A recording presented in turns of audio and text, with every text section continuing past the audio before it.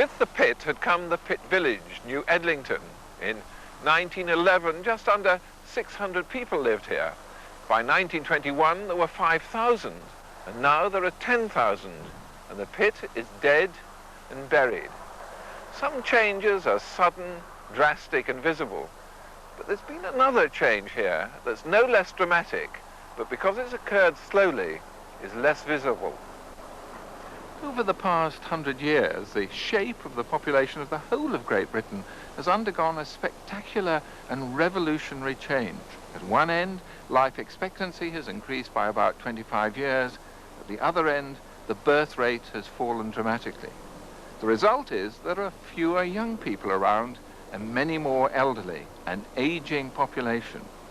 Just to give you a measure of the change, 100 years ago, just 7% of the population was aged 60 or over. Today, it's 21%. I've come to Eddington to see how that change has taken place. Why Eddington? Well, 60 years ago, I was born just down the road, and a 60th birthday seems a friendlier milestone than a 50th or a 40th, and certainly than the dreaded 30th. I'm less worried than once I might have been at the prospect of investigating age. And where better to begin than where I began, here in Eddington.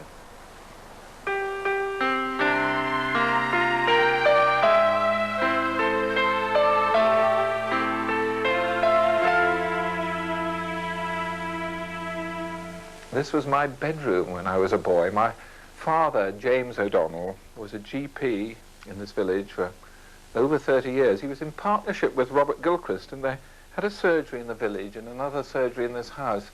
When he died, I took over some of his instruments, and it's interesting that these obstetric forceps, for instance, he used to deliver babies in Eddington, and I later used to deliver babies in Surrey, under what I suppose would now be thought pretty primitive circumstances.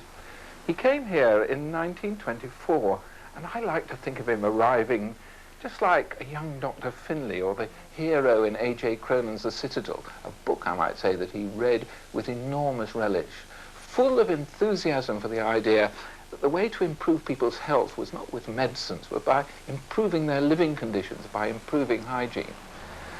He used to do a thing he called a boot count, and when he was going on his rounds, he used to count the number of children in the streets who were wearing boots or shoes, and he once told me when that number rose, he reckoned he was winning.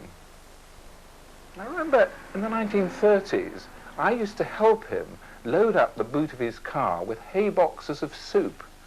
This is what they need, he used to say. They need nutrition, not medicines. And when I used to come home for the weekend as a young doctor and a medical student, he would suddenly say, "Let's go for a stroll amid my mistakes." And as we wandered and paused amid the headstones, and he told me tales of the people who lay beneath, so I learnt the social history of this village. Doing your job in a village, it really must be an odd thing, because you must know a lot of the people who are buried here. I should say 99 out of 100. What do you feel about them? Well, there's great care, but it's a close, very close-knit village.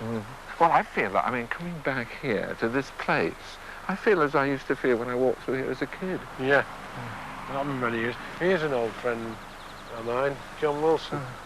What do you remember about him? John was killed in the mine, good footballer, John.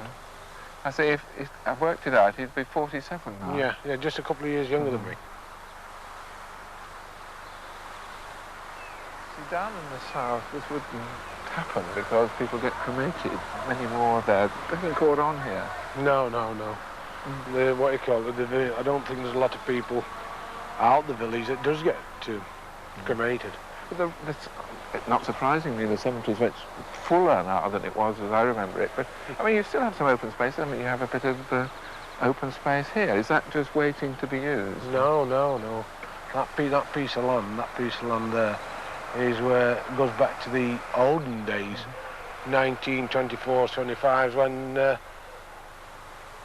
stillborns and 3 or 4 or 5 month old people were dying fast. Well, there are one or two gravestones of stillborn babies, aren't there, and young babies? Yeah, but everybody could not afford it then. That's why they used this piece. That's why probably 250 laid there.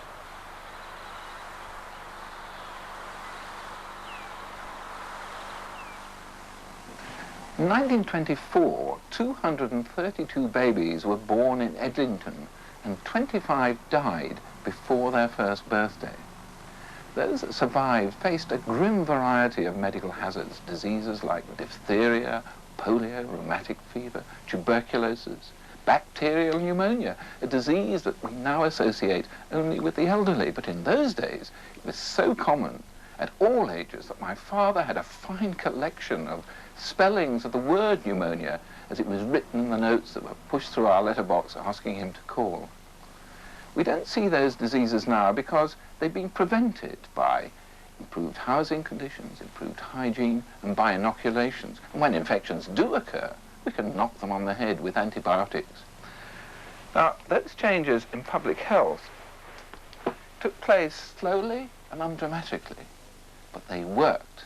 And as a result, all of us, no matter where we live, no matter whether we be rich or poor, have a much better chance of living not just a healthier life, but a longer life.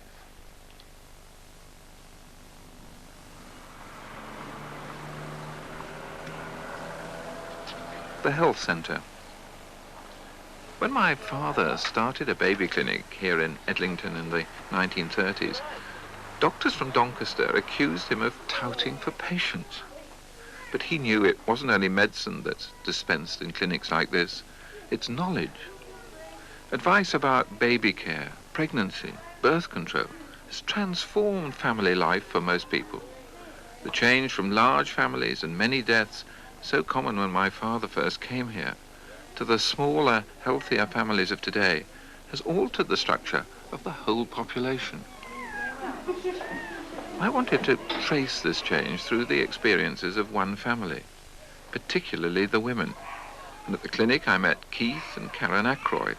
How's that for a Yorkshire name? There were Ackroyds in Eddington before the pit was sunk, when it was a farming village. Baby Laura is the fourth generation of the family still living here.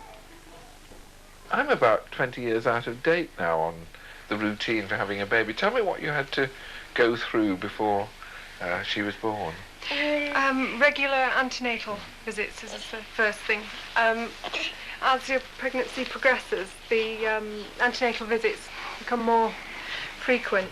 During this time, you can have parent craft classes and baby care, so you're left in no doubt.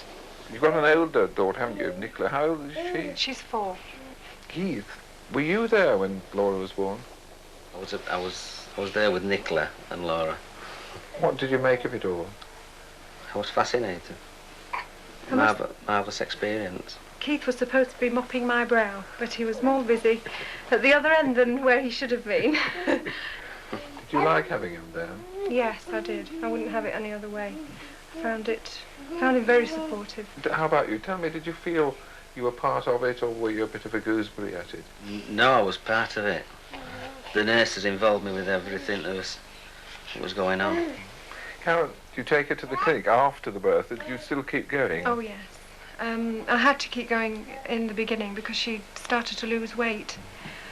So we had to keep a careful check on her. And what about routine inoculations, things like that? Oh, yes. What she had? She's had 2 triple inoculations, and she's due her 3rd in August, and of course the measles. Are you going to have another baby? No, I think Keith and I have decided that 2 is definitely enough for us. Financially, and for me to cope with.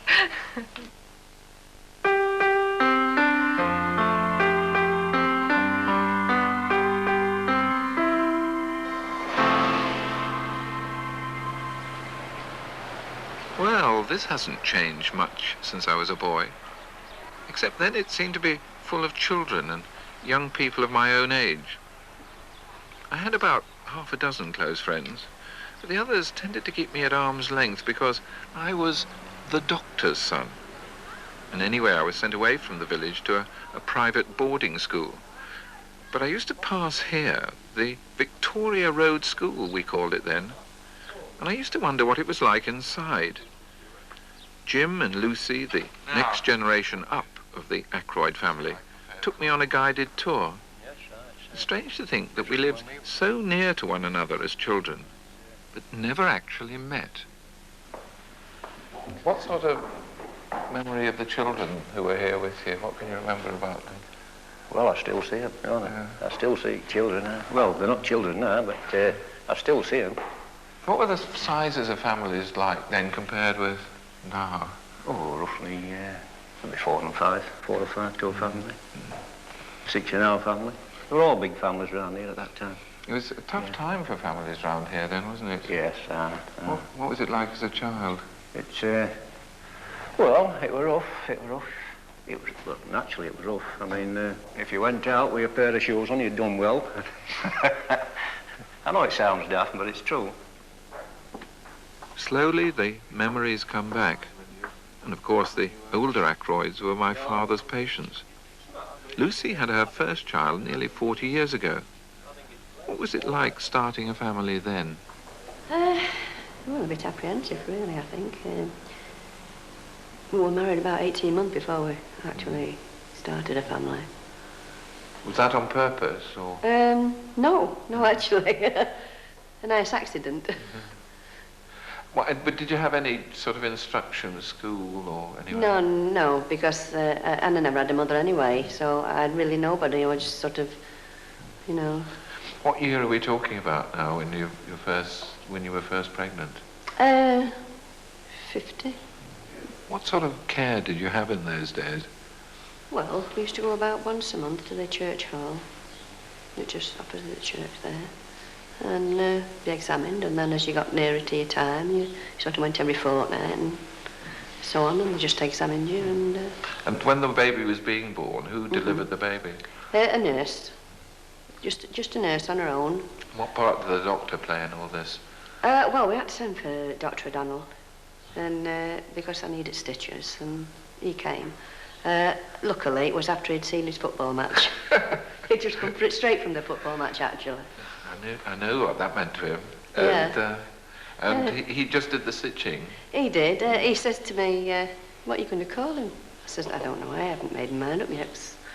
Whether it be a girl or a boy, you know, I said, we just haven't made. He says, well, his 2 grandfathers is Jim. He says, his dad's called Jim. You can't very well call him Patrick, can you? So I says, right then. I says, Dr. O'Donnell, I call him after you. I said, he isn't called after his dad or his granddad's. He's called after you. But he still was Jim. And I then. just put my arms around. He was really lovely, you know. He was really fatherly. And what about? And then the other? You had 3 more boys. I had 3 boys, yeah. Keep hoping for a girl, but I give it up as a bad job. So we settled for 4 boys. Where were they born? All at home, you know. But was that was the accepted thing then, was it? Yes, more or less, unless there was something radically wrong with you, you know, if you emergencies or anything like that. They went into hospital, but I didn't fancy it myself anyway. What happened to Jim while they were being born? Jim? Oh, well, the first time when Jimmy was born, the first one, the nurse sent him off to play football because he was a footballer. What about with the others? Did he stay with you? No. The nurse would never allow him in the front room where I had the bed light, you know. I didn't want him, actually. Why not? No, I think it was a bit embarrassing in them days. We weren't quite so broad-minded, I think. The oldest member of the Ackroyd family is Maggie. I can remember going to see her at her home with my father when I was a young doctor. I haven't seen her since. I wonder what she remembers. Her first baby would have been born more than 70 years ago. Hello, Maggie, how are you? Not so bad.